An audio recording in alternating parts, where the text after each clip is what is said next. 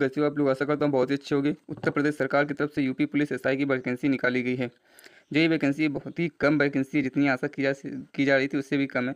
लेकिन हाँ, ये बात है कि ये वैकेंसी अब बढ़ेगी। जो वैकेंसी आई है वो लगभग 4500 के करीब है, तो आगे ये बढ़ने की संभावना है। तो 12 अगस्त को नोटिफिकेशन इसका आ गया है। ऑनलाइन फॉर्म शुरू हो गए हैं। 4200 ग्रेड पे की वैकेंसी है, ठीक है। और बाकी यहाँ पे देख सकते हो वैकेंसी कितनी निकाली गई। तो पुलिस विभाग और महिला विभाग दोनों मिला के नागरिक पुलिस में 4242 वैकेंसी है। बाकी जो है प्लाटून कमांडर पीएससी के लिए है, जो कि केवल पुरुषों के लिए। उसमें कुछ पीएससी में जो महिला बटालियन होती है पीएससी, उसके लिए भी वैकेंसी निकाली गई है। तो एसआई की वैकेंसी है, बढ़िया वैकेंसी है, 4200 ग्रेड पे की है, जिसे हम दरोगा कहते हैं। जिसके ऑनलाइन आवेदन है 12 अगस्त से 11 सितंबर। अगर 11 सितंबर के पहले फॉर्म नहीं भरा तो ये आप दरोगा बनने का सपना भूल जाइए, क्योंकि 12 अगस्त से 11 सितंबर तक ही आप फॉर्म फिल कर सकते हो। ओटीआर आप करा लीजिए पहले से, क्योंकि ओटीआर के बिना आप फॉर्म नहीं फिल करें। पहले ओटीआर करना है, फिर उसके बाद फॉर्म फिल करना है। और दूसरी बात मैं बता दूं कि जो आपकी परीक्षा में नंबर होंगे उसी के अनुसार आपका चयन होने वाला है। शुल्क की बात कर लेते हैं। जनरल ओबीसी ईडब्ल्यूएस के लिए 500, SC ST के लिए 400 फीस रहने वाली है। शैक्षिक योग्यता आपकी स्नातक होना चाहिए। मतलब आप अगर पढ़ रहे हो, अभी थर्ड ईयर में अपीयर हुए हो या थर्ड ईयर में अपीयर होने वाले हो, तो आपका जो है कैंडिडेचर यहाँ पे देख सकते हो मान्य नहीं है। आपका ग्रेजुएशन होना पर कंपलसरी अनिवार्य है, वो भी फुल टाइम होना चाहिए और कंफर्म हो जाना चाहिए नहीं आप ग्रेजुएट हो गए हो। अगर आपका रिजल्ट आ गया, मार्कशीट नहीं है, सर्टिफिकेट नहीं है, तब भी आप अप्लाई कर सकते हो, क्योंकि आप पास हो चुके हो, ठीक है। क्योंकि कुछ लोगों को क्वेरी होता है कि रिजल्ट आ चुका है, क्या हम अप्लाई कर सकते हैं? तो बिल्कुल हाँ, अप्लाई कर सकते हो, रिजल्ट आ चुका है तो। एज की बात कर लें तो एज जो है 21 से 28 साल एज रखी गई है, और बाकी आपको छूट दिया जाएगा। अब छूट की बात कर लेते हैं। देखिए 21 से 28 साल एज है, तो मगर छूट की बात करें तो छूट कैसे दी गई है? तो छूट जो है उत्तर प्रदेश सरकार ने क्या किया है कि जो है जनरल सैलरी में 3 साल की छूट दी है। इसके अलावा बात करते हैं कि क्या क्या योग्यताएं होनी चाहिए। देखो भर्ती प्रक्रिया है, तो भर्ती प्रक्रिया एक सिस्टम से होगी। एक लिखित परीक्षा होगी, जिसमें हर एक क्वेश्चन 40 नंबर के होंगे। रीजनिंग, मैथ 40-40, जीके जो जो संविधान है वो 40 का होगा, हिंदी 40 की आएगी। टोटल 160 क्वेश्चन होंगे, सॉरी 160 क्वेश्चन होने वाले हैं, ठीक है। 160 क्वेश्चन होंगे, 400 अंक के होने वाले हैं। तो 400 अंक के होंगे तो ये 2.5 अंक आपको मिलेंगे, ठीक है। निगेटिव मार्किंग इस पर रहने वाली है। बिना निगेटिव मार्किंग के आपका ये एग्ज़ाम नहीं होगा।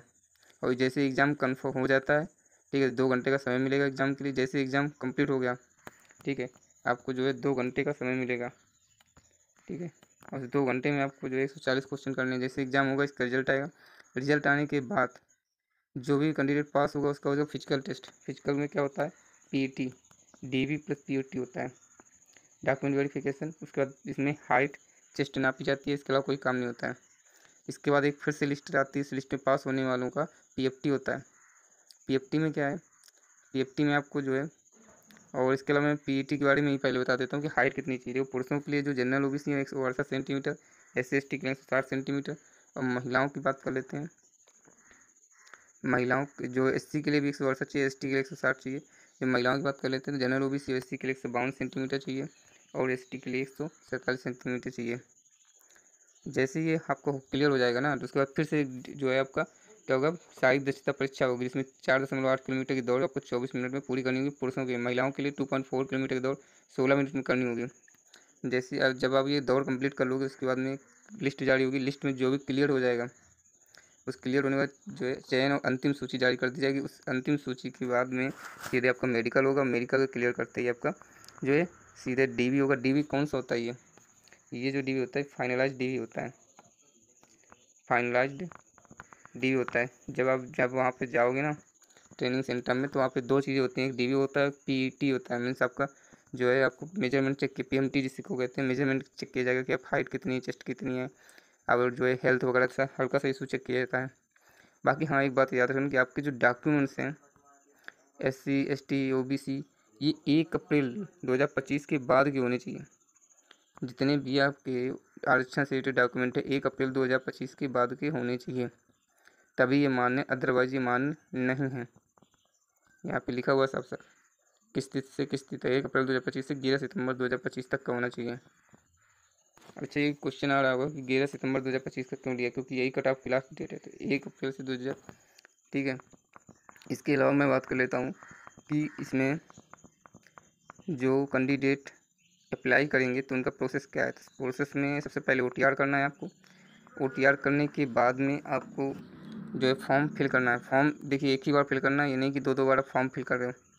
और रियल टाइम फ़ोटो भी इसमें अपलोड होगी। उसके बाद में आपका सिग्नेचर वगैरह अपलोड होगा। हाँ, पद को आपको कैसे रखना है ये आपकी रखना कि कद कैसे कौन से पास पोस्ट आपको सबसे ऊपर रखनी है, ये आप चूज़ कर सकते हो।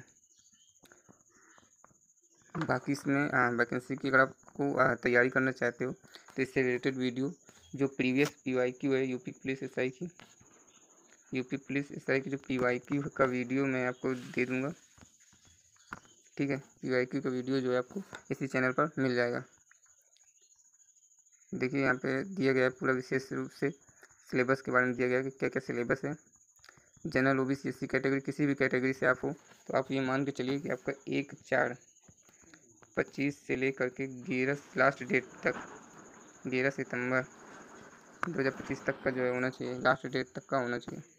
तो आशा करता हूँ आपको वीडियो समझ में आया होगा और जो UPSI की वैकेंसी है उसके लिए आप एलिजिबल भी होंगे और आप फॉर्म भी फिल करेंगे। यूपी पुलिस SI की जो PYQ